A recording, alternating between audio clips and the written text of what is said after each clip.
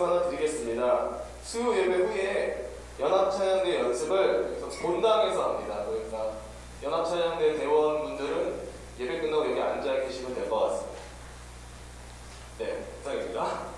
오늘은 5장 강의하는 일이 드리지 않겠습니다. 왜냐하면 지난주에 4장을 거의 하다가 하지 못하고 끝난 느낌이 있어가지고 그냥 오늘은 4장을 끝내는 것이 목표입니다. 그래서 굉장히 슬픈 일이지만 7시 55분까지 끝낼 수 있느냐에 대해서 확답을 못드리겠다라는 다소 제가 처음 보여드렸던 모습과는 다른 비겁한 모습을 보여드리게 되었습니다. 그래서 죄송하고요.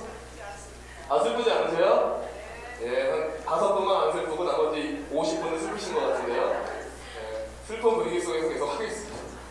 오늘 그저께 인터넷 신문을 하나 봤는데 사람의 뇌가 이제 가장 성숙해서 어떤 공부하고 지식을 습득하기에 가장 좋은 연령대가 있대요. 그러니까 뇌가 가장 잘 돌아갈 때가 일반적으로 막 그렇게 생각하시죠. 10대 때, 20대 때 그렇게 했다라고 생각하시잖아요. 근데 제가 봤던 기사에는 45살부터 60세까지가 제일 똑똑하답니다.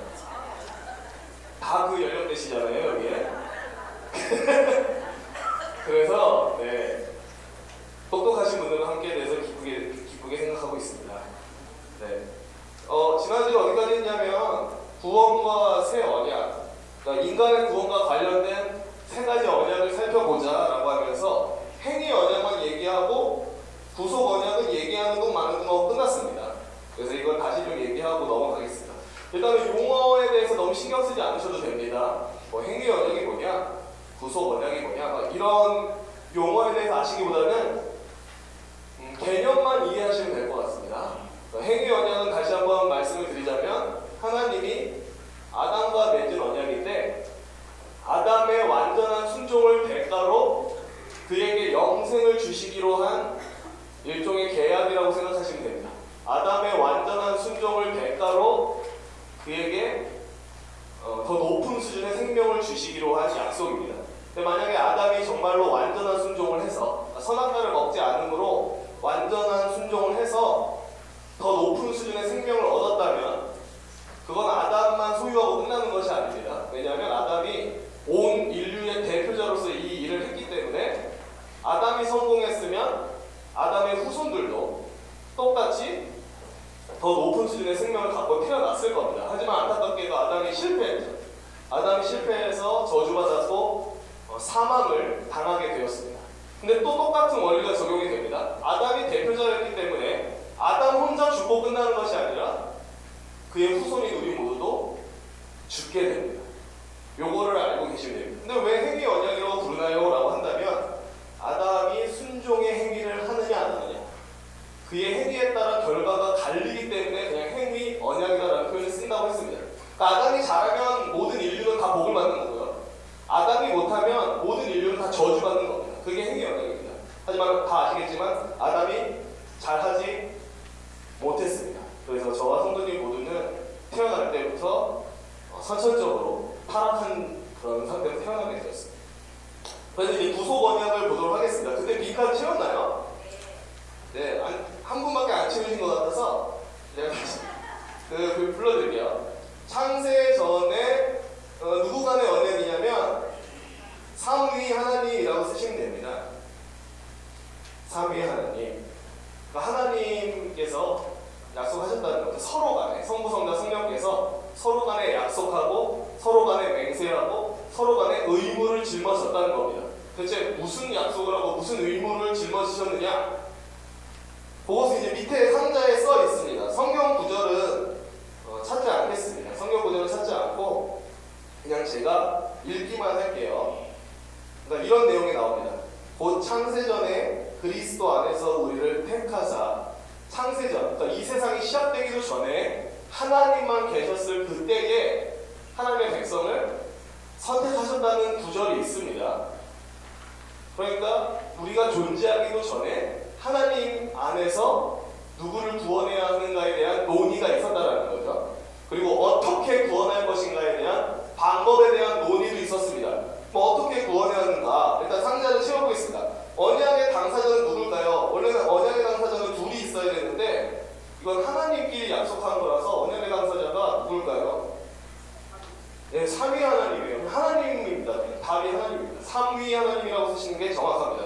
성부, 성자, 성령께서 서로 약속하시고 맹세하시고 의무를 짊어지신 것이기 때문에, 그럼 어떤 약속과 맹세와 의무를 짊어지셨는가? 성부께서 무엇을 하셨는지, 어떻게 하기로 하셨는지 우리 한 목소리로 읽어볼게요. 성부 부분만 시작. 성자를 성령으로 잉태하여 인간으로 태어나게 하십니다. 세상에 계신 동안 그와 함께 하시며 고난을 받고 죽으시면 그를 다시 살려내서 모든 이를 위해 뛰어난 이름을 주실 것을 약속하셨습니다. 네, 실제로 이런 약속을 하셨습니다. 제가 근거 구절이 여러 개가 있는데 다 쓰지 않았어요. 근데 얼마든지 그 근거 구절로 이 내용들을 다 유추할 수 있습니다. 성부 하나님은 뭘 약속하셨냐면, 때가 되면 아들을 성령으로 잉태해서 인간으로 태어나게 하고, 그가 지상 사역을 하는 동안에 그와 함께하고 그가 십자가에 달려 죽으면 다시 일으키셔서 가장 높은 이름을 주시는 것, 이게 성부 하나님이 하시기로 한 그런 맹세의 내용입니다.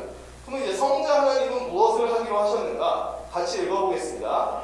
성부의 명령에 순종하여 비참한 인간의 몸으로 이 세상에 오셔서 인생의 고통을 다 당하시고 율법 아래 복종하시며 인간의 죄를 짊어지고 십자가에 죽으실 것을 약속하셨습니다.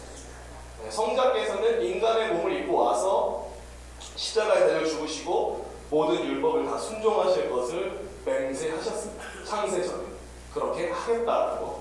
마지막으로 성령님은 무엇을 하시기로 하셨는가? 같이 읽어보겠습니다. 성자께서 성부의 뜻을 행하고 지상에서 그의 사역을 감당하도록 능력 주실 것을 약속하셨습니다. 네, 이러한 약속을 하셨습니다. 그러니까 구속언약이라는 개념은 사실 되게 생소하실 겁니다. 하나님끼리 약간 말이 이상하네요. 삼위 하나님이, 그러니까 성부, 성자, 성령 하나님이 인간의 구원을 위해서 서로 어떤 약속을 하고 서로 의무를 짊어졌다라는 게 되게 낯설게 들릴 수 있습니다. 하지만 이것은 우리 장로교에서 전통적으로 항상 고백해 왔던 것이고, 인간의 생각에서 나온 것이 아니라 성경을 사색하면서 나온 결과입니다. 이것을 구속언약이라고 하는 이 낯선 개념을 굳이 설명해 드리는 이유가 있습니다. 그거는 우리의 구원을 좀 더 넓게 보실 수 있었으면 좋겠습니다. 그러니까 이런 겁니다. 사람한테 물어봅니다. 너 언제 구원받았어? 라고 물어본다면, 누가 저한테 그렇게 물어보면 제가 이렇게 대답할 거예요. 한 18살, 19살 때쯤에 그때 회심하고 구원받은 것 같아. 왜냐면 저 같은 경우는 그때 좀 확실한 경험이 있었어요. 전과 후가 이렇게 달라지는 경험이 있었습니다. 그래서 누가 저한테 너 언제 구원받았어? 라고 얘기하면 저 그렇게 얘기할 거예요. 한 18인가 한 19살 그쯤에 이제 구원받은 것 같아. 다 그런 좀 있으시죠? 제가 뭐 다 여쭤볼 수 없지만. 근데 제가 말씀드리고 싶은 것은 인간은 딱 그 정도밖에 생각 못해요. 난 18에서 한 19쯤에 구원받았고, 나 구원받은 지 한 13년 정도 된 것 같아. 14년 정도 된 것 같아. 그러니까 이 세상의 시간밖에 못 본다는 거예요. 근데 우리의 구원의 시작은 내가 느끼기에 제 나이 18살 때 시작된 거지, 저의 구원은 사실 언제부터 시작된 걸까요? 창세 전에 시작된 거예요. 그러니까 창세 전에 저와 이 자리에 계신 모든 장로님, 권사님, 집사님들의 구원이 이미 계획되고 시작되고 있었다는 거예요. 하나님의 사랑은 이미 영원전부터 우리에게 향해 있었다는 것을 말씀드리고 싶습니다. 하나님은 영원전부터 우리를 사랑하고 계셨고, 영원전부터 우리를 마음에 품고 계셨고, 영원전부터 우리를 구원하여서 다시 하나님 품으로 안으실 계획이 있으셨어요. 그래서 우리의 구원을 바라볼 때 그냥 나 구원받은 지 한 20년 된 것 같아, 나 18살 때 구원받았어, 넘어서서 하나님의 사랑의 시작은, 하나님의 구원의 시작은 영원전부터 시작됩니다. 하나님이 그때부터 나를 생각하고 계셨고, 나를 다 알고 계셨고, 나를 바라보고 계셨구나 라는 것을 갖고 계시면 좋을 것 같아요. 위로가 됩니다. 하나님이 나를 사랑하시는 그 사랑의 깊이와 넓이가 굉장히 넓다라는 이해를 가질 수 있습니다. 생각을 해보면요. 마지막으로 은혜 언약을 보도록 하겠습니다. 빈칸은 뭘까요? 이름이 은혜 언약이니까, 맞아요, 은혜로 구원을 주는 언약입니다. 은혜로 구원을 주는 언약인데, 말씀 구절은 찾지 않겠습니다. 시간 절약을 위해서 말씀 구절 찾지 않고요. 빈칸부터 채워볼게요. 언약의 두 당사자가 있습니다. 하나님, 그 다음엔 선택된 백성이에요. 근데 대표가 있습니다. 처음에 행위 언약일 때는 누가 온 인류의 대표였죠? 아담이 온 인류의 대표였죠. 근데 이제 구원받을 자들은 누가 대표일까요? 맞춰주세요. 맞아요. 예수님이 맞아요. 구원받을 자의 대표입니다. 거기다 쓰시면 돼요. 그리스도라고 쓰셔도 되고요. 예수가라고 하면 살짝 반말 같으니까 그리스도가라고 쓰는 게 제일 좋을 것 같습니다. 그러니까 이런 거예요. 처음에는 아담이 잘하면 모든 사람이 구원받고 아담이 못하면 모든 사람이 저주를 받습니다. 그렇죠? 아담이 대표자였습니다. 근데 이제 두 번째 대표자가 온 거예요. 두 번째 대표자는 누구죠? 예수님이에요. 예수님이 잘하면 그의 모든 백성은 천국을 가는 거고요. 예수님이 못하면 그의 모든 백성은 그냥 뭐 계속 안 좋은 상태로 있는 것이죠. 그런 이해를 가지시면 됩니다. 성경은 말하죠. 예수님을 몇 번째 아담이라고 그러죠? 두 번째 아담이라고 그러잖아요. 왜냐하면 아담이 첫 번째 온 인류의 대표였고 예수님이 두 번째 아담으로 와서 구원받을 자의 대표자로 오셨기 때문에 그분을 지칭할 때 두 번째 아담이라는 얘기를 합니다. 구원받을 자의 대표자라는 얘기예요. 대표자. 예수님의 행위 여부에 따라 그의 백성의 운명이 갈리는 거예요. 조건은 뭘까요? 조건은 일단 구원받을 우리한테 조건이 없습니다. 네가 뭘 하면 구원받는다가 없습니다. 우리한테는 어떤 의무가 짊어져 있지 않습니다. 근데 예수님한테는 조건이 걸려 있어요. 두 가지 조건이 걸려 있습니다. 하나는 순종. 그러니까 예수님이 인간으로 오셨기 때문에 인간이 지켜야 할 율법을 다 지켜야 되는 순종의 의무를 갖고 계십니다. 또 하나는 희생이라는 조건을 갖고 오셨습니다. 왜 희생이 필요한지는 아시겠죠?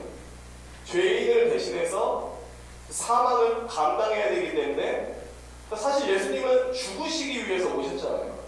그러니까 우리한테는 구원받는 데 조건이 없지만 예수님은 이 구원을 달성하기 위해서 순종과 희생이라는 그 짐을 짊어지고 오셨습니다. 그럼 언약의 상과 벌이 있습니다. 예수님이 이 조건을 달성할 때 상이 주어지고 예수님이 이 조건을 달성하지 못하면 벌이 주어지는데 사실 벌은 없어요. 예수님이 실패할 리가 없기 때문에 상이 있습니다. 일단 상 채우지 마시고요. 다른 것부터 읽어볼게요. 예수님이 이것을 성공하시면 그러니까 순종과 희생을 완벽하게 수행하시면 도래할 새하늘과 새 땅에서 예수님과 더불어 우리는 영생을 누리게 됩니다. 그리고 그곳에서 하나님과 영원한 사귐을 갖게 됩니다. 또 하나의 상이 있습니다. 뭘 주시냐면 성령 쓰시면 돼요. 성령. 재미있는 거는 예수님이 그 얘기를 하세요. 요한복음에 내가 하늘로 올라가지 않으면 성령이 너희에게 올 수가 없다라고 얘기를 해요. 아니 그 전에 오시면 안 되나? 라는 생각을 해보신 분 없습니까? 굳이 올라가셔야 되나? 안 올라가셔도 성령님을 우리 가운데 부어주시면 안 되나? 라는 생각이 들 수 있어요. 왜 그러냐면 성령은 예수님이 순종과 희생을 완료했을 때 주어질 상이기 때문에 예수님이 십자가까지 죽으시고 부활해야 그 다음에 성령이 내려오실 수가 있습니다. 이게 조건이었어요. 예수님이 이 땅에서 인간의 구원을 위한 모든 사역을 완료해야만 그것에 대한 보상으로 성령이 그의 백성들에게 올 수 있는 겁니다. 그러니까 우리 모두가 성령을 받았다는 것은 예수님이 성공하셨다는 겁니다. 그러면 이제 마지막으로 생각해 볼 게 있습니다. 이 상, 도래할 새하늘과 새 땅에서 영생과 하나님과의 영원한 사귐, 성령을 받는 것을 위한 방편이 있습니다. 어떻게 하면 이거 받을 수 있죠? 우리는 답은 두 글자인데 네 글자로도 말할 수가 있어요. 자, 우리가 영생을 얻고 하나님과의 영원한 사귐을 얻을 수 있는 방편, 우리는 무엇을 통해서 그걸 받습니까? 예수 그리스도를 뭐 어떻게 해야 됩니까? 맞아요. 믿음이에요. 믿음. 답은 믿음입니다. 행위가 아니에요. 내가 뭐 잘하면 영생을 받는구나가 아닙니다. 내가 잘하면 하나님과의 영원한 사귐을 소유한다 아닙니다. 내가 잘하면 성령 받는다가 아닙니다. 믿는 겁니다. 거기다 뭐 추가로 믿음이라고 쓰셔도 되지만 오직 믿음이라고 쓰시는 게 더 정확합니다. 오직을 쓰셔야 된다. 오직. 믿음으로만 우리가 이걸 받을 수 있습니다. 그 언약의 조건, 두 번째 칸에 보시면 이런 말을 했잖아요. 예수님한테는 순종과 희생이라는 조건이 있었는데 인간한테는 조건이 없어요. 다만 예수님이 일궈 놓으신 이 상을 받기 위해서 한 가지 방편이 필요한데 그게 뭐냐면 믿음입니다. 철저하게 믿음입니다. 행위가 아닙니다. 믿으면 받는 겁니다. 잘해서가 아니라 믿으면 받는 겁니다. 요걸 알고 계시면 됩니다. 그래서 우리 기독교 우리 장로교에서 5대 오직을 외치는 게 있어요. 혹시 아세요? 오직 뭐뭐, 오직 뭐뭐, 오직 뭐뭐, 오직 뭐뭐, 오직 뭐뭐가 있어요. 혹시 이거 아세요? 뭘까요? 오직 믿음 또 오직 순종이요? 오직 믿음 오직 예수 또 오직 사랑 오직 성경 지금 순서가 뒤죽박죽이지만 맡겨도 됩니다. 말씀 성례 기도 단어고 있는데요. 네, 그냥 이거는 쓰시지 않아도 되는데 우리 장로교에서 얘기하는 오직이 5개가 있어요. 오직 성경, 오직 믿음, 오직 예수. 갑자기 이렇게 하려니까 저도 기억이 안 나요. 또 뭐가 있죠? 우리 장강호 선생님, 용사님 또 알려주세요. 맨 마지막에 오직 하나님께 영광이거든요. 지금 하나도 기억이 안 나요. 오직 은혜 맞다. 네, 오직 은혜입니다. 은혜라고 얘기하니까 중요한 게 생각이 나네요. 지금 우리가 이 칸을 채우고 있는 게 은혜 언약이거든요. 왜 은혜 언약이라고 부르는지 아시겠어요? 우리가 잘해서 영생을 받나요? 아니죠. 우리가 잘해서 하나님과 영원한 사귐을 소유하나요? 아니죠. 예수님이 다 해놓으신 거 믿음으로 거저받는 거죠. 은혜라는 단어의 뜻이 다 아시겠지만 무언가를 받을 자격이 없는 자에게 거저주는 호의가 은혜입니다. 잘해서 준 건 은혜 베푼 게 아니에요. 뭔가를 받을 자격이 전혀 없는 사람한테 줘야 은혜입니다. 그래서 은혜 언약인 거예요. 우리는 뭐 잘한 거 없잖아요. 아무것도 안 했잖아요. 예수님이 혼자 다 하고 우리는 그냥 믿기만 했는데 예수님이 일궈놓으신 상을 내 걸로 그냥 받습니다. 이 두 글자로 은혜 외에 뭐라고 표현할 수 있죠? 은혜입니다. 우리가 구원받은 것은 그래서 은혜라고 얘기를 하는 거예요. 그래서 이제 더 얘기하고 싶지만 더 얘기했다가 나머지 못할 것 같습니다. 더 얘기 안 하겠습니다. 참고서 좀 하나 말씀드리겠습니다. 책을 읽기를 좋아하시는 분은 언약신학으로의 초대라는 책을 사서 보십시오. 이 책이 그렇게 어렵지 않습니다. 이랬는데 샀는데 이럴 수 있어요. 언약신학으로의 초대라는 좋은 책이 있습니다. 그게 어떤 목사님이 설교한 거를 책으로 낸 거기 때문에 제 생각에는 좀 관심 있으신 분은 읽을 수 있어요. 언약신학으로의 초대입니다. 이제 다음 빈칸을 채워보겠습니다. 이거 빈칸은 답이 3개예요. 근데 이 답 3개가 뭐냐면 우리가 지금까지 살펴본 3개의 언약을 잘 채우시면 돼요. 한번 채워보실래요? 뭐뭐 언약, 뭐뭐 언약, 뭐뭐 언약이 답이에요. 제가 10초만 시간 들게 그냥 한번 채워보세요. 10, 9, 8, 7, 6, 5, 4, 3, 2, 1, 땡. 네, 답을 한번 채워보도록 하겠습니다. 아담 타락 이후 그 어떤 인간도 뭘로 구원받는 건 불가능할까요? 오, 맞아요. 행위 언약으로. 훌륭하십니다. 이해를 하셨다는 거잖아요. 그죠? 네, 역시 45부터 60세가 가장 공부하기 좋은 나이입니다. 이에 하나님은 영원전에 맹세하신 뭘 실행하십니까? 구속 언약을 실행하시죠. 좋습니다. 좋아요. 구속 언약. 그러니까 하나님 안에서 하나님만 서로 약속했던 거죠. 그 다음 독생자를 인간으로 보내셨고 그를 통해서 뭐를 이행하셨죠? 은혜 언약을 이행하셨죠? 용어는 모르셔도 된다는 개념만 이해하세요. 그리고 아들을 믿는 자들을 구원하기를 기뻐하셨습니다. 그러니까 우리의 구원은 완전히 하나님의 작품입니다. 우리가 끼워줄 구멍이 없어요. 다음 글을 읽어보겠습니다. 다운표에 있는 거를 한 목소리 읽어볼게요. 시작. 흠모할 만한 부분이 전혀 없는 우리를 구원하시기 위해 삼위 하나님께서 서로 맹세하시고 의무와 책임을 짊어지셨습니다. 그 결과가 바로 예수 그리스도를 믿고 있는 저와 여러분입니다. 도저히 스스로를 구원할 수 없는 비참한 죄인들을 구원하시기 위해 서로 간에 맹세하시고 의무와 책임을 짊어지신 삼위 하나님의 아름다움을 바라보십시오. 그 하나님의 아름다움과 찬란함에 매료되어서 하나님을 더 사랑하는 저와 여러분이 되었으면 좋겠습니다. 네, 아멘. 더 설명하고 싶지만 그냥 다음으로 넘어가겠습니다. 이제 예수님에 대한 얘기를 짤막하게 하고 오늘 마치겠습니다. 예수님은 자기 스스로를 일단 뭐라고 알려주셨나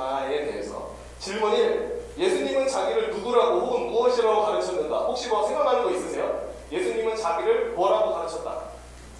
인자. 네. 또 빛. 또 뭐 있죠? 디귿, 시읒, 미음이 있습니다. 디귿, 시읒, 미음. 예? 디귿인데요.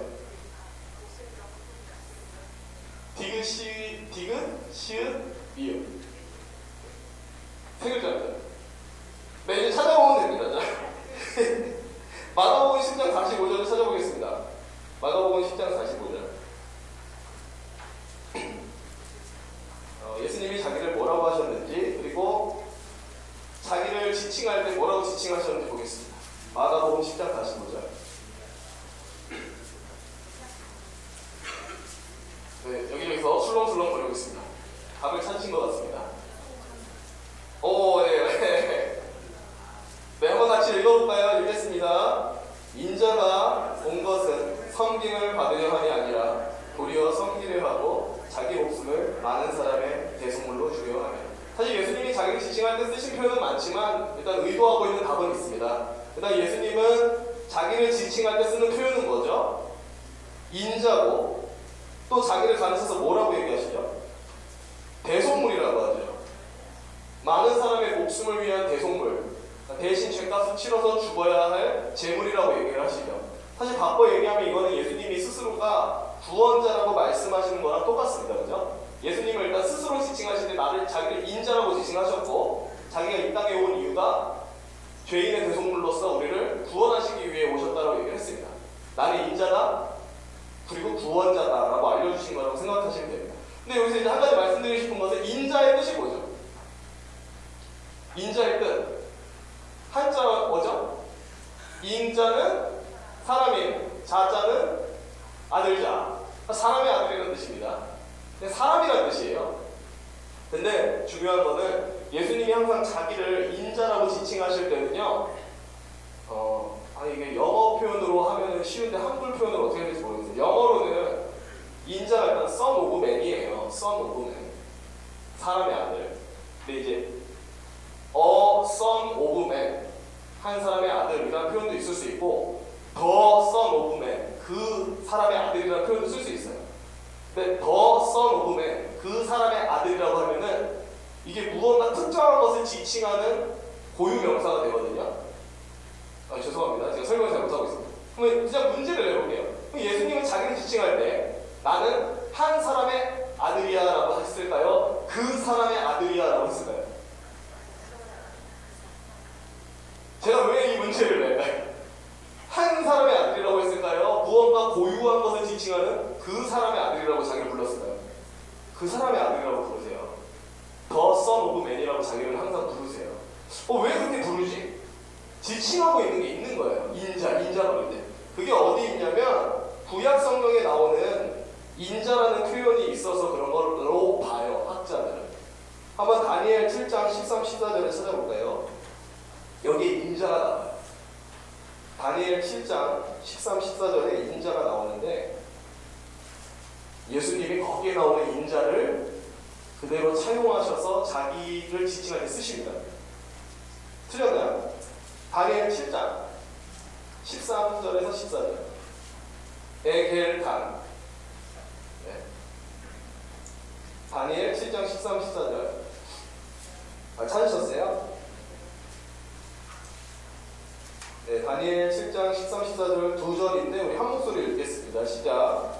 내가 또 밤 환상 중에 보니 인자 같은 이가 하늘 구름을 타고 와서 예전부터 항상 계신 이에게 나아가 그 앞으로 인도되매 그에게 권세와 영광과 나라를 주고 모든 백성과 나라들과 다른 언어를 말하는 모든 자들이 그를 섬기게 하였으니 그의 권세는 소멸되지 아니하는 영원한 권세요 그의 나라는 멸망하지 아니하리라. 다니엘이 환상을 봤어요. 근데 거기에 인자, 사람의 아들 같은 존재가 나타납니다. 근데 13절에 보면 이 사람이 뭐 타고 나타나죠? 구름을 타고 와요. 그죠? 구절을 한번 눈으로 봐주세요. 구름을 타고 와서 누구 앞으로 가나요? 예전부터 항상 계신 이한테 가죠.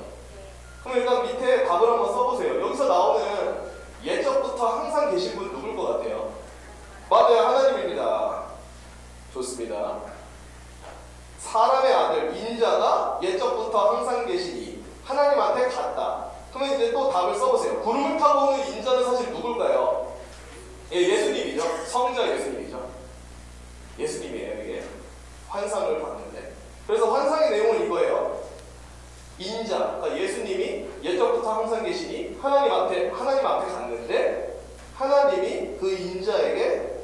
권세와 영광과 나라를 주셨어요. 그를 되게 존귀하게 높여주시는 이런 장면이 나옵니다. 그래서 이제 답을 하나 더 써볼게요. 여기서 영원한 권세를 받고 있는 인자는 어떤 존재일까요? 이게 답이 애매한데요. 그냥 쉽게 얘기하면 답은 신적 존재입니다. 여기서 나오는 그 인자가 단순히 사람 같진 않잖아요. 그죠? 그리고 특별히 성경에서 구름과 하나님은 밀접한 연관이 있죠. 그죠? 성막에 하나님이 계시다라는 표시가 뭐였죠? 구름이었잖아요. 그죠? 그리고 뭐 솔로몬이 성전을 건축하고 나니까 구름이 가능하고 맞나요?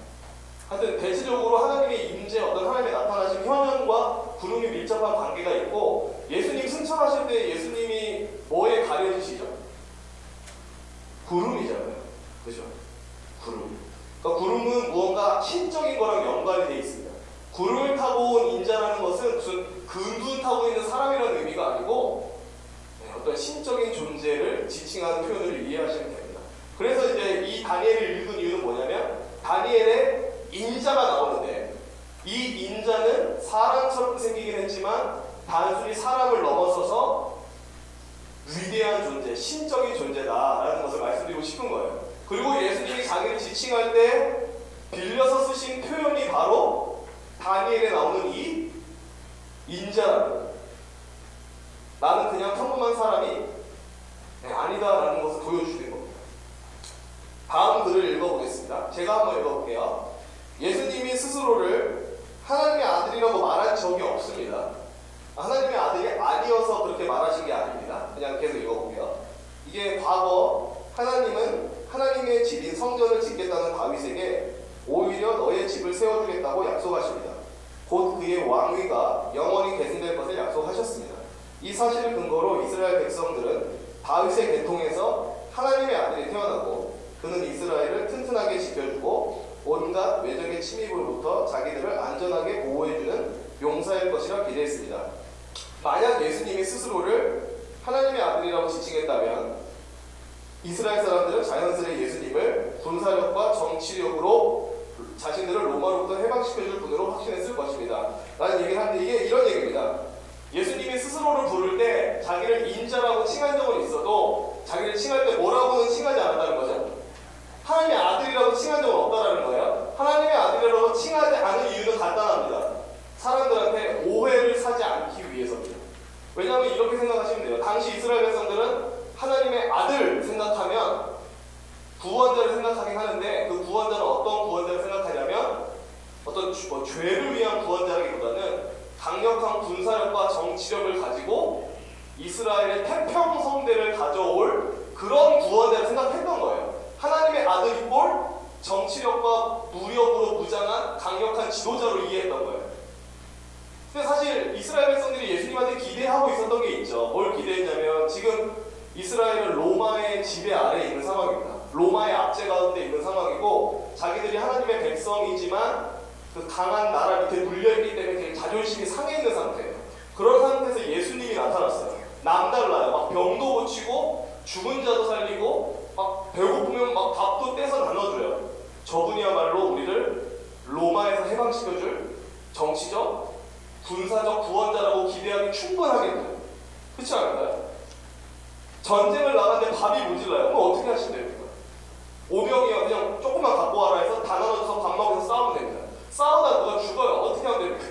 살리면 됩니다. 싸우다 누가 다쳤어요. 고쳐주시면 돼요. 그러니까 예수님의 능력으로 사실 이스라엘 백성들과 함께 로마 정복시키는 건 아주 쉬워요. 그래서 그들이 기대했는지도 몰라요. 예수님을 왕으로 세워서 우리를 로마의 압제로부터 풀어주겠다. 아이고 기대되라. 그 상황 속에서 예수님이 자기를 지칭할 때 나 하나님의 아들이야 라고 해버리면 큰일 나는 겁니다. 그냥 그렇게 이해하는 거예요. 왜냐하면 이 사람들은 이해 속에 하나님의 아들이 꼴 강력한 정치력과 무력으로 이스라엘의 태평성대를 가져올 분. 당시 유대인들이 그렇게 생각하고 있었다고요. 그들의 관념이. 근데 예수님은 그런 오해를 심어주고 싶지 않았던 거예요. 당시 사람들한테. 그래서 자기를 항상 지칭할 때는 다니엘서에 나오는 표현이 인자를 빌려다가 자꾸 자기가 설명하셨습니다. 그냥 그거를 알고 넘어갔으면 좋을 것 같습니다. 예수님은 왜 자기를 인자라고 부르셨는가? 그럼 이 십자가와 부활에 대한 얘기를 하고 그렇게 하겠습니다. A. 십자가는 종교적 음모다. 내가 읽어볼게요. 하나님 나라의 주권은 다스리시는 창조주께 있고 영토는 이 세상과 하늘나라이고 백성은 예수 그리스도를 믿고 구원받은 우리들입니다. 그런데 예수님이 그 나라의 백성들을 모으시는 데 있어서 그들의 죄가 문제였습니다. 그래서 예수님은 그의 백성들의 죄를 대신 지시고 죽으셨습니다 라고 얘기를 하고 있습니다. 마가복음을 찾자고 얘기를 하는데요, 찾지 않겠습니다. 이거는 제가 읽을게요. 한번 들어보세요. 마가복음 14장 61절에 보면 이런 내용이 있습니다. 침묵하고 아무 대답도 아니 하시거늘 대제사장이 다시 물어 이르되 네가 찬송받을 이의 아들 그리스도냐. 그러니까 이게 어떤 정황이냐면요, 이제 예수님 체포당한 겁니다. 예수님을 죽이기 위해서 체포한 상황이고 대제사장이 예수님한테 자꾸 신문하고 있습니다. 근데 무슨 질문을 던지냐면 네가 찬송받을 이의 아들 그리스도냐라고 자꾸 물어봅니다. 그럼 답을 일단 써볼게요. 대제사장이 예수님께 했던 질문은 뭐죠?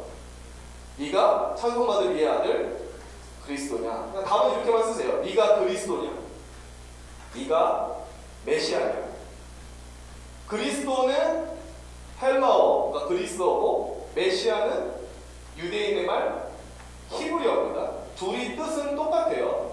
그리스도나 메시아나 무슨 뜻이냐면 기름 부음 받은 자란 뜻인데, 구약에 기름 부음 받아서 세우는 직분 3개를 알고 계시죠? 뭐와 뭐죠?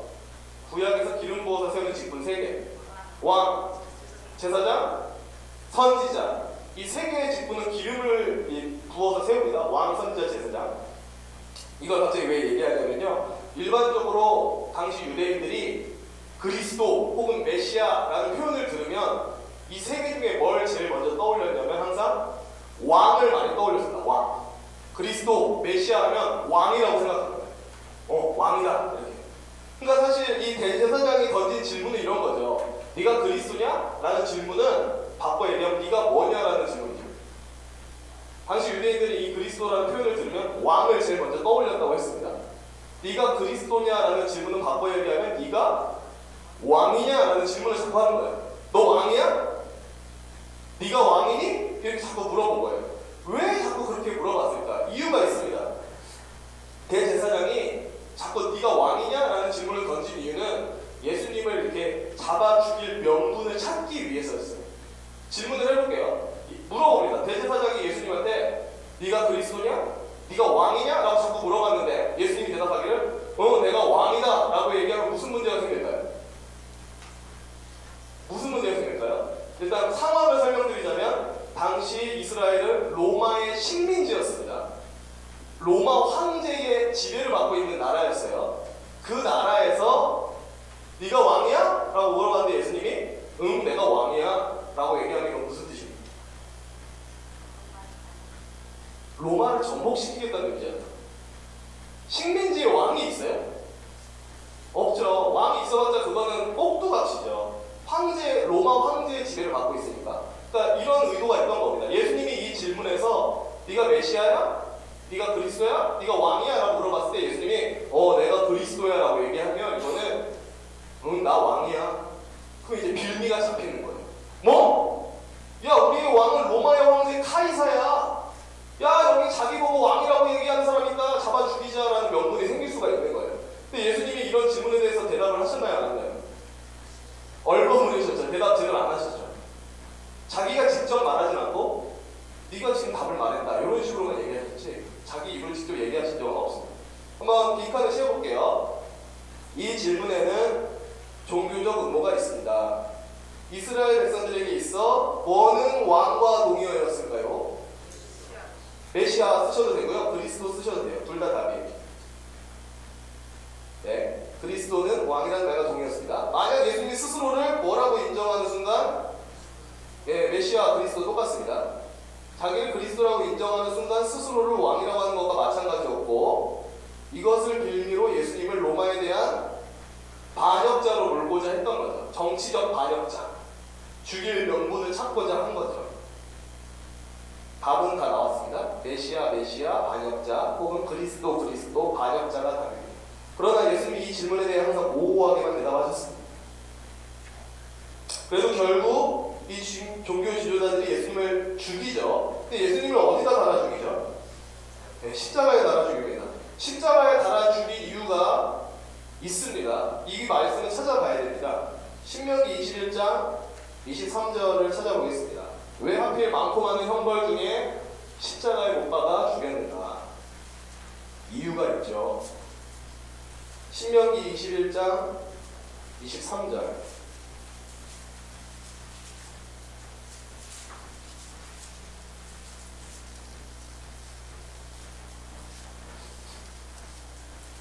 네, 다 찾으셨죠? 한 목소리로 한번 읽어보도록 하겠습니다. 시작. 그 시체를 나무 위에 광선으로 두지 말고 그날에 장사하여 내 하나님 여호와께서 내게 기업으로 주시는 땅을 더럽히지 말라.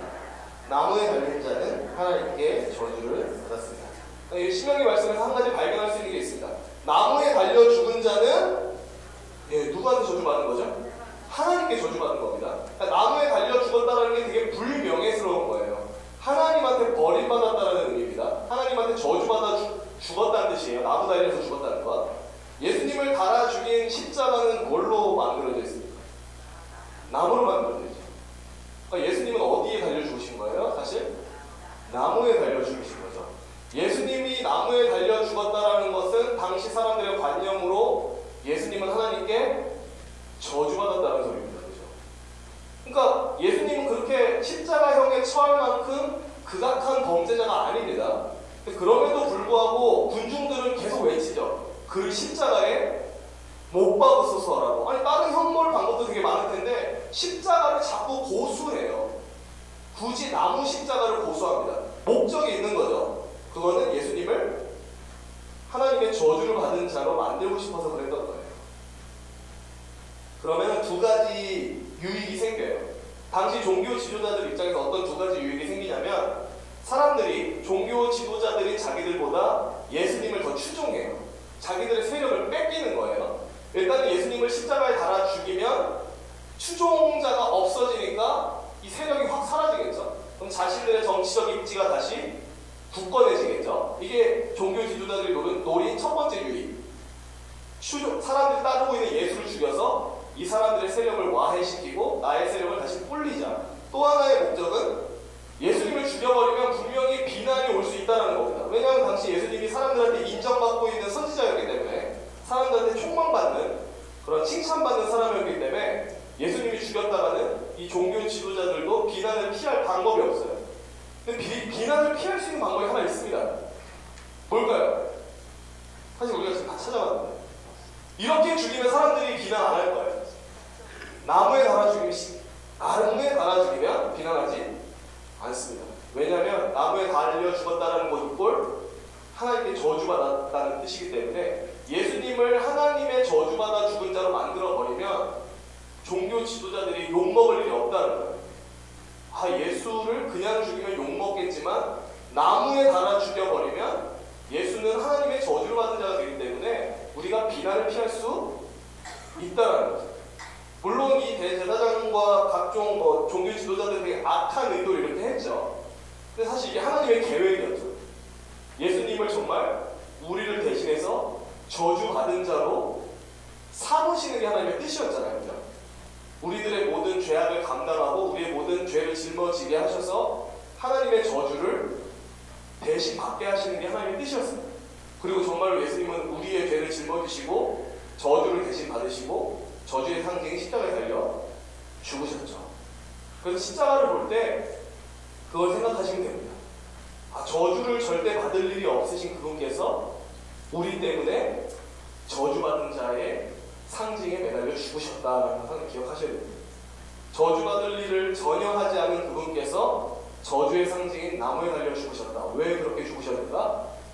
원래 저주받아야 할 나와 죄인들 때문이다라는 것을 기억하시면 좋을 것 같습니다.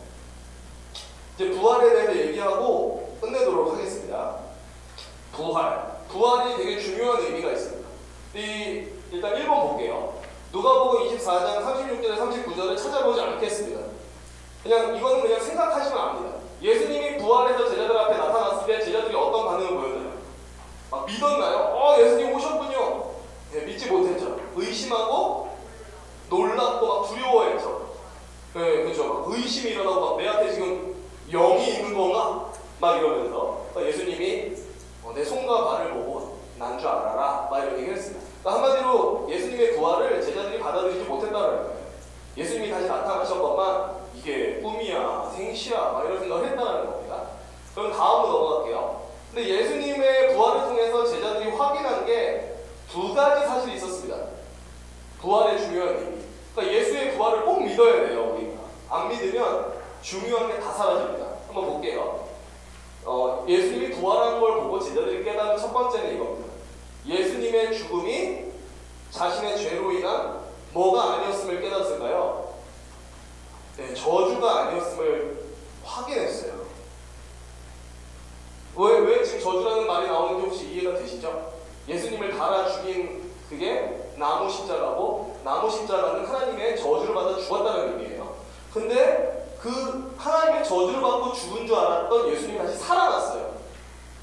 그걸 알게 됐죠. 뭘 알게 됐냐면 예수님은 자기 죄로 인한 저주 때문에 죽은 게 아니었다. 왜? 그 뒤에 부분에 답이 있습니다. 만약 하나님의 저주를 받아 죽은 것이라면 하나님이 예수님을 살리실 이유가 없어요.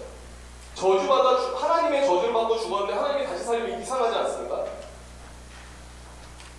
그러니까 예수님은 자기 죄 때문에 죽은 건 아니라는 겁니다. 자기 죄 때문에 저주를 받아서 죽은 건 아니라는 겁니다. 왜냐하면 하나님이 예수님을 다시 살리셨기 때문에. 그래, 하나님이 자기가 저주한 예수님을 다시 살리시는 건 이상하다. 그럼 예수님은 본래 저주받을 일이 없는 분이었네? 라는 생각이 나온 겁니다. 그죠? 또 하나 중요한 게 있습니다. 부활을 통해서 제자들이 질문을 던졌습니다. 그 둘째 부분이에요. 부활을 통해 제자들이 질문을 던졌어요. 예수님은 그럼 왜 죽으신 거야? 이게 첫 번째랑 이어집니다. 예수님이 부활한 걸 보고 예수님이 자기 죄 때문에 죽은 건 아닌 걸 알았어요. 자기 죄로 인한 저주 때문에 죽은 게 아닌 걸 알았습니다. 그 질문이 나오죠. 그럼 대체 왜 죽으셨는데? 네, 그렇죠. 권사님이 말씀하신 것처럼 자기 죄 때문에 죽은 게 아니라 그의 백성들의 죄 때문에 죽으신 겁니다. 그걸 깨달은 거예요, 제자들이. 그러니까 아까 마가복음 10장 45절 아까 찾은 말씀 있잖아요. 그거는 좀 이따 써주세요. 이거 아시는 구절이니까 일단 제가 읽을게요. 인자가 온 것은 섬김을 받으려 함이 아니라 도리어 섬기려 하고 자기 목숨을 많은 사람의 대속물로 주려 함이니라. 추측을 하는 거죠. 제자들이 예수님 왜 죽으셨지라고 했는데 탁 깨달아지는 예수님의 말씀이 하나 있는 거예요. 예수님이 일찍 이런 말씀 하셨었습니다. 내가 온 것은 섬김을 받기 위해서가 아니라 섬기기 위해서 왔다. 죄인들을 위해서 내가 대신 죽기 위해서 왔다라는 것이 탁 떠오르면서 왜 예수님이 저주의 상태에서 죽으셨는가에 대한 답이 나오는 거죠. 예수님은 자기 죄로 인한 저주로 죽으신 분이 아니라 나의 죄로 인한 저주로 죽으신 것이다. 나의 죄 때문에 저주의 상징인 나무에 달려 죽으신 것이다 라는 것을 제자들이 깨달은 거죠. 다음 글을 읽어보도록 하겠습니다. 시작. 예수님은 십자가에 못 박혀 죽으셨지만 하나님께서 다시 살리셨고 그 죽음이 자기의 죄로 인한 저주가 아니었음을 입증하셨습니다. 오히려 죄 없으신 분이 십자가에 매달려 죽으셔야 했던 이유는 바로 우리의 죄 때문이었습니다. 이것이 바로 자신의 힘으로는 도저히 스스로를 구원할 수 없는 인간을 구원하셔서 하나님의 품으로 불러 모으시고 하나님의 나라를 만드시는 하나님의 방법이었습니다. 아멘. 이 사도행전은 제가 혼자 읽겠습니다. 나중에 칸 채우시면 됩니다. 사실 이거 어떤 구절인지 느낌이 오시죠? 사도행전 4장 12절. 다른 이로서는 구원을 받을 수 없나니 천하 사람 중에 구원받을 만한 다른 이름을 우리에게 주신 일이 없음이라 하였더라. 이에 대한 말씀입니다.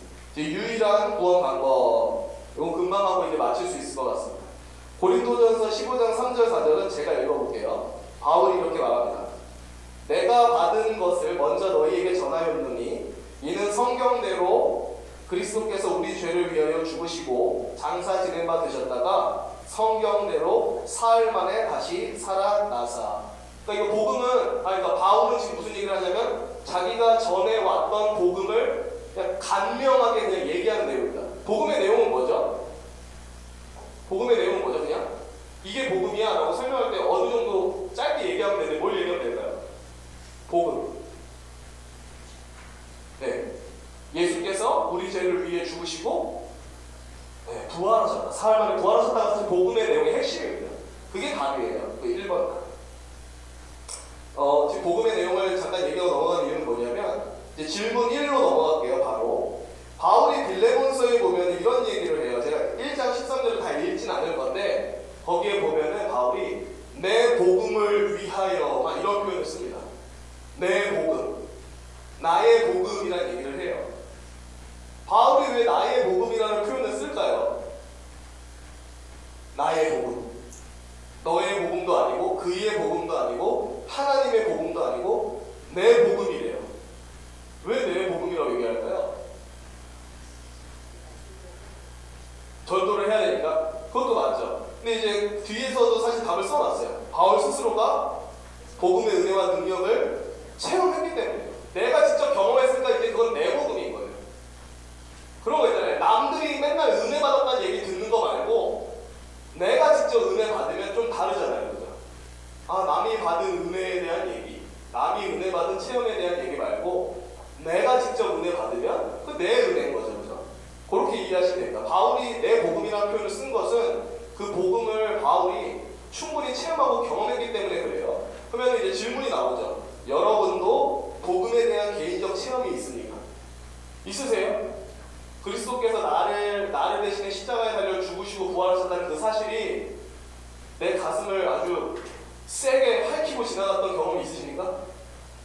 아무도 안 계십니까? 있으시죠? 복음에 대한 체험이 필요하죠. 기독교인들에게는. 이게 사실 우리한테 힘이기 때문에, 우리에게 위로고 우리의 원동력이기 때문에.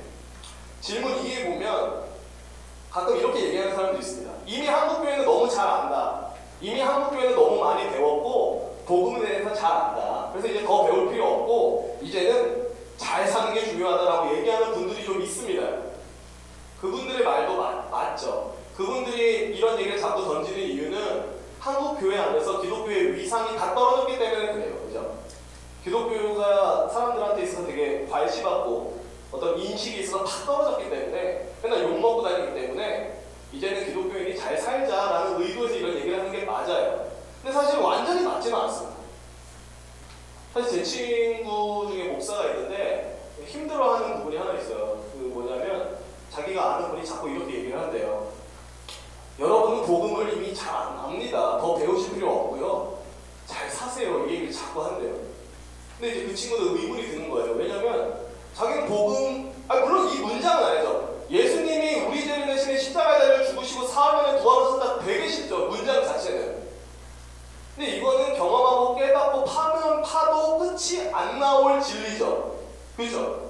내가 하나님을 위대하게 알면 위대하게 알수록 그 위대하신 하나님이 낮고 천한 인간으로 왔다는 것에서 경외심을 느끼겠죠. 나의 죄가 크면 크다는 걸 알수록 나의 죄를 대신에 십자가에 달려 죽으신 예수를 더 귀하게 보겠죠. 그러니까 복음이라는 것은 문장으로는 단순한데 경험하고 체험하고 파도 끝이 없을 내용입니다. 그죠? 그래서 엄밀하게 말해서 우리는 이미 복음을 잘 알아요 라고 얘기할 때 이건 틀린 말이에요. 그러니까 하나님은 사랑이십니다라는 문장을 아는 거랑 내가 하나님의 사랑을 가슴으로 절절히 느끼는 거랑 아예 다른 겁니다. 그죠? 하나님은 진노하십니다라는 단어를 아는 거랑 그 표현을 아는 거랑 하나님의 진노를 느끼고 내가 덜덜 떠는 거랑 완전히 다른 겁니다. 예수님이 십자가에 달려 죽으시고 부활하셨다는 것을 문장으로 아는 거랑 그게 정말 나 때문이다라는 것을 깨닫고 눈물을 흘리고 통곡하는 거랑 완전히 다른 겁니다. 우리한테 뭐가 필요하냐면 이 후자의 것이 필요하다는 거예요. 문장으로는 너무 잘 알아요. 더 이상 배울 필요 없어요. 문장으로는. 하지만 그게 정말 내 영혼을 찢고 가슴 깊이 파고 들어오는 그 체험까지 가서 아는 거는 솔직히 말하면 끝이 없어요. 그리고 기독교인이 언제 변하냐면 이게 있을 때 변하는 거예요. 잘 사세요, 잘 사세요, 잘 사세요. 백날 들어도 잘 못 삽니다. 원동력이 없습니다. 복음을 깊게 체험한 사람이 더 강하게 움직이게 됩니다. 전도 안 하라고 해도 하게 됩니다. 우리의 모든 성장의 원동력은 하세요에서 이루어지는 게 아니라 은혜를 더 깨닫고 맛볼 때 일어나거든요. 그래서 저는 사실 이 질문이 우리는 복음 배울 필요 없고요. 이제 잘 살면 됩니다에 동의하지 않습니다. 저는.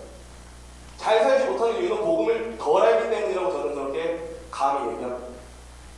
복음을 제대로 맛봤다면 잘 살게 정말 잘 살게 된다고 바로 말할 수는 없지만 그렇지 않은 사람보다 잘 살기 위해 애쓴다는 건 너무 자명합니다. 마지막 글을 읽어보겠습니다. 제가 읽어볼게요. 초대교회 사람들은 세상적으로 뛰어난 학문을 가진 사람들이 아니었습니다. 그러나 그들은 예수 그리스도의 오심과 사실 그리고 죽으심과 부활하심의 의미를 안 사람들이었습니다. 그들은 예수 그리스도께서 죽으시고 다시 살아나신 사건이 바로 자신의 구원과 직결되는 사건이었음을 확실하게 알았습니다. 이 진리가 엄청난 충격으로 그들의 지성과 영혼에 정오의 햇볕처럼 쏟아져 내렸습니다. 그들에겐 주 예수 그리스도를 위해 사는 것 외에는 아무것도 의미가 없어졌습니다. 그렇게 그들은 목숨을 걸고 땅끝까지 복음을 전하며 살았습니다. 그렇습니다. 마무리를 짓겠습니다. 4장의 마무리는 변하지 않는 세상입니다. 제가 쭉 읽을게요. 사람들은 하나님보다 쾌락을 더 사랑하고 자기를 창조하신 하나님을 잊어버리고 인간의 참된 목적이 무엇인지도 모르고 불을 향해 날아드는 나방과 같이 죄 아래에 모이고 죽음 아래에 달려들고 있습니다. 하나님께서 죄 가운데 무지하게 살아가는 사람들의 생명을 거두시지 않고 이 땅에 살려주신 이유는 무엇입니까? 그 이유는 오직 하나입니다. 그들이 이 세상에 살아있는 것이 기쁘시기 때문이 아니라 누군가에게 복음을 듣고 자기를 창조하신 하나님이 어떤 분인지 알게 되어 그 하나님께로 돌아와서 단 하루라도 하나님의 영광을 위해 살다가 죽게 하시기 위함입니다. 용서받은 죄인인 우리는 복음의 감격을 유지하고 예수밖에는 이 세상에 소중한 것이 없음을 믿고 옛사람을 끊임없이 십자가에 못 박으며 거룩해짐으로 하나님께 무한한 기쁨을 드릴 수 있는 존재가 되어야 합니다. 네. 특별히 생각해볼 문제 2번. 우리에게 절실한 필요한 체험은 무엇에 대한 체험일까? 많은 체험이 필요하겠지만 우리는 복음에 대한 깊이 있는 체험이 사실 더 필요합니다. 하나님이 은혜로 거저 나를 구원하셨다는 사실에 대한 절절한 깨달음이 우리에게 더 많이 필요합니다. 그래서 저와 성도님 모두 이 복음, 은혜에 대한 체험을 더 깊이 누릴 수 있었으면 좋겠습니다. 시간이 좀 오버됐네요. 죄송하고요. 제가 기도하고 마치겠습니다. 기도하고 주기도문하고 마치겠습니다. 하나님 아버지, 바울은 우리에게 그 하나님의 사랑의 깊이와 넓이와 길이와 높이를 더 깨달아 알기를 기도한다라고 얘기를 했었습니다. 특별히 주님, 이 자리에는 저와 우리 성도님들 모두가 정말 그 깊고 넓고 높은 하나님의 사랑과 은혜를 더 깨닫길 원합니다. 우리에게 그것을 깨달을 수 있는 마음 주시고 특별히 성령님, 우리 가슴 가운데, 우리의 머릿속 가운데 빛을 비추셔서 이 놀라운 복음의 진리를 더욱 맛보게 하여 주시옵소서. 날이 가고 해가 갈수록 복음이 나한테 굉장히 익숙하고 감흥 없는 것으로 느껴지는 것이 아니라 매해 지날수록 복음이 나에게 너무 값지고 더욱더 달콤하게 느껴질 수 있도록 은혜 내려 주시옵소서. 감사드리며 예수 그리스도의 이름으로 기도합니다.